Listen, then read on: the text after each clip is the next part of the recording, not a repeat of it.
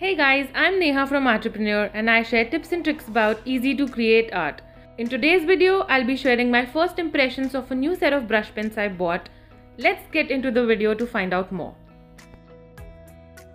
So I recently purchased the Current Pigment Deco Brush pen set of 84 pens. And to be honest, in the beginning, I was not really sure if I wanted to invest in them because they are on the expensive side. But after watching a few people use them on Instagram, I was like, what the heck, let me just give this to myself.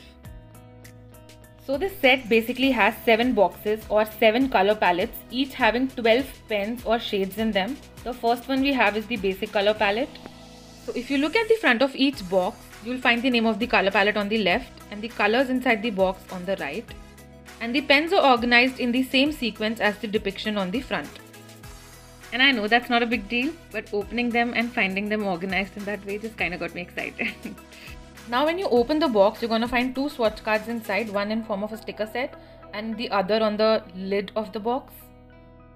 Before we move on to the swatch cards, let me also show you how well packaged these pens are in a thick cardboard box.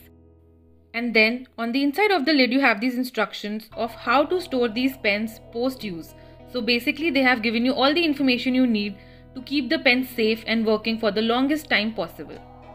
Oh, and you also get these corners with the packaging which you can use to cap the corners of the cardboard box to protect it from any kind of damage, which is pretty common for cardboard boxes, and this just goes to show how much thought has been put into the packaging of these pens. Now going back to the swatch card that's there on the inside of the lid, personally I feel that this is the most convenient place to have your swatch card because whenever you open the box, you have the actual representation of what that color is going to look like on paper, and it's easier for you to decide which colors you want to use. These markers can also be used on surfaces other than paper, which may include glass, wood, plastic and some other surfaces. I haven't tried it yet, so I'm not really sure. That's why at the bottom of the swatch card it says that the results may vary depending upon the surface they are used on, and the swatches here are not indicative of how they look on surfaces other than paper. Now additionally, they have also given you a swatch card in form of a sticker sheet. So quite a few of us might want to organize our colors differently. Maybe we'd like to have similar hues together, or we'd like to create palettes of our own. That's why you have this sticker swatch card. Let me show you how you can use this sticker sheet to create your own customized swatch card.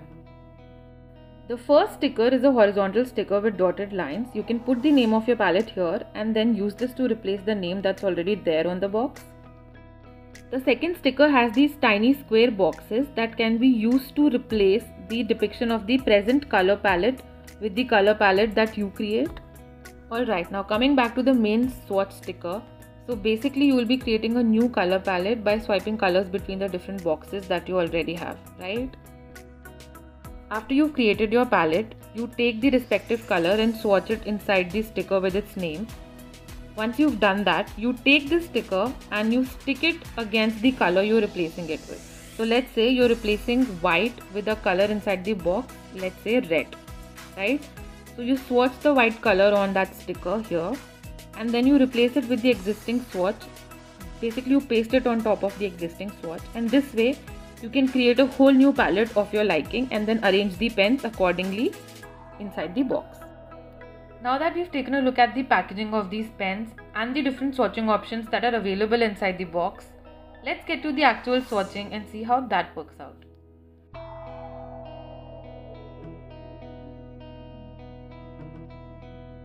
Okay, after swatching these 5 colors, I don't think I'll continue swatching on the box itself because the surface is extremely glossy and I don't think I'll be using these pens on a surface like this on a regular basis. So instead, I'll be creating my own swatches and I'll be sticking them on top of these.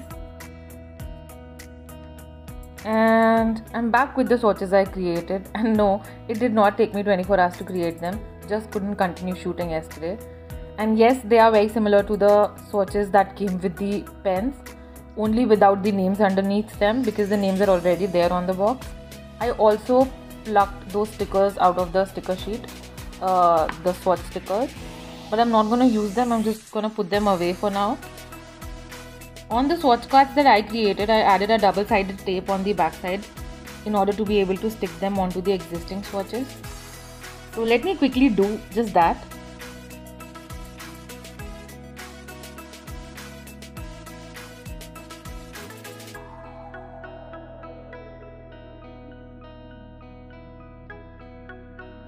I think the joy of swatching is similar to unboxing something new you've purchased, because for the first time you're gonna see what the colors that you've bought are gonna look like on paper, which I think is quite exciting.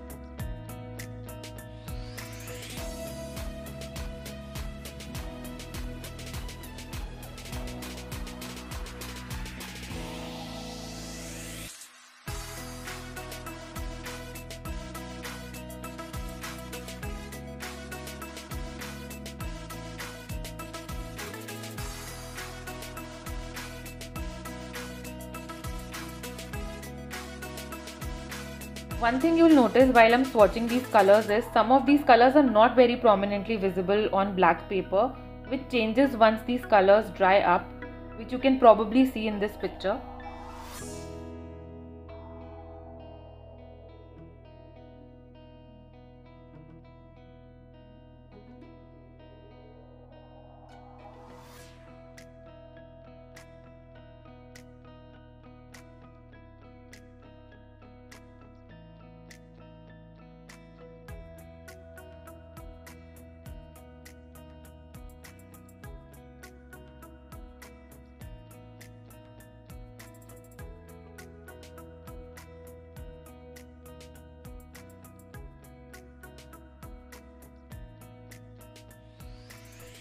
Now that I'm done with swatching, I wanted to try a few different things with these pens. I have taken Canson Montval 300 GSM watercolor paper. I am primarily a calligraphy and hand lettering artist, so I started with my calligraphy strokes because I wanted to see how easy these pens would make it to create thin and thick strokes. To be honest, I expected to feel some resistance from these pens while creating these strokes because they are essentially acrylic markers, right? And the ink is supposed to be thicker and it's supposed to dry up quickly. But the experience of using them and the transition between thick and thin strokes is extremely smooth.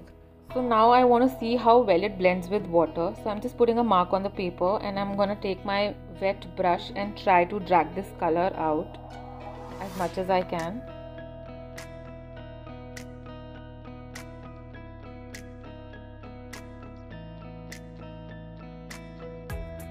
Okay, so there are two things that I like about this. The first is the mark that I originally made has completely blended with water and there is no patch in its place.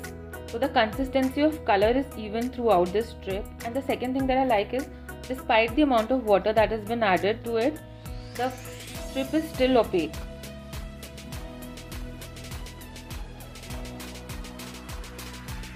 Next on, I want to try and blend two colors without using any water. I'm choosing two different shades of the same color, purple. One is pastel violet and the other one is plum.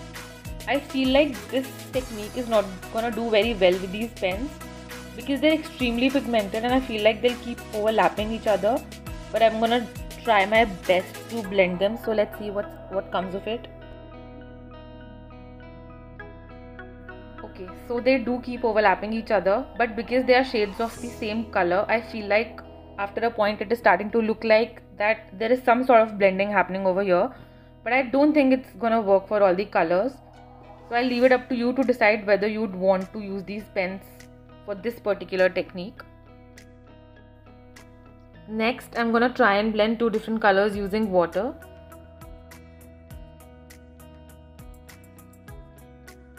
As you can see, the moment I add water, the color starts spreading out, and that's a great thing because that makes the blending process so much easier.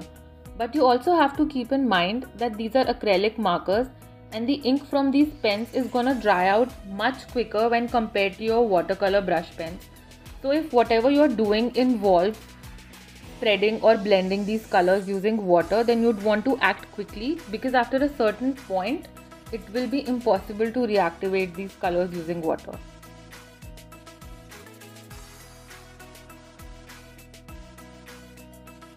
Next, I'm gonna add water to the area that I wanna color and then touch the nib of the pen onto that wet area so that the color squeezes out and creates these patterns of natural bleeds that look really beautiful.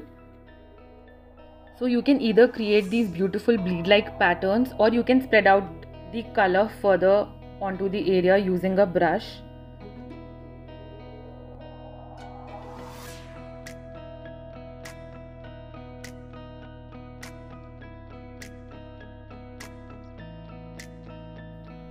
I know my color choice here is really poor because the entire thing is turned really muddy, but you get my point, right?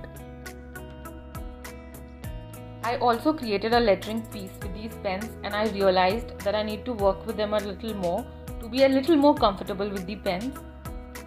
And my final thoughts about these pens are that I absolutely love them. I love the fact that you can use them on so many different surfaces in so many different ways. They can be as opaque or as transparent as you'd like them to be, and I'm really excited to use them on different surfaces and share my experience with you guys.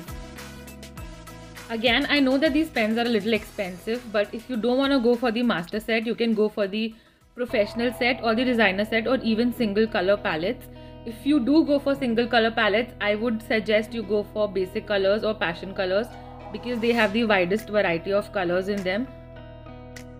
I also show you all of the color palettes in the video so you can make your own choice based on what you see and like in this video.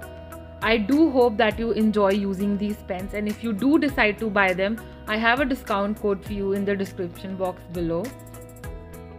Also, if you want to check out more of my work, you can find me on Instagram and the link again is in the description box below. I know I have been MIA from YouTube for months, but I'm hoping to be more regular in the future.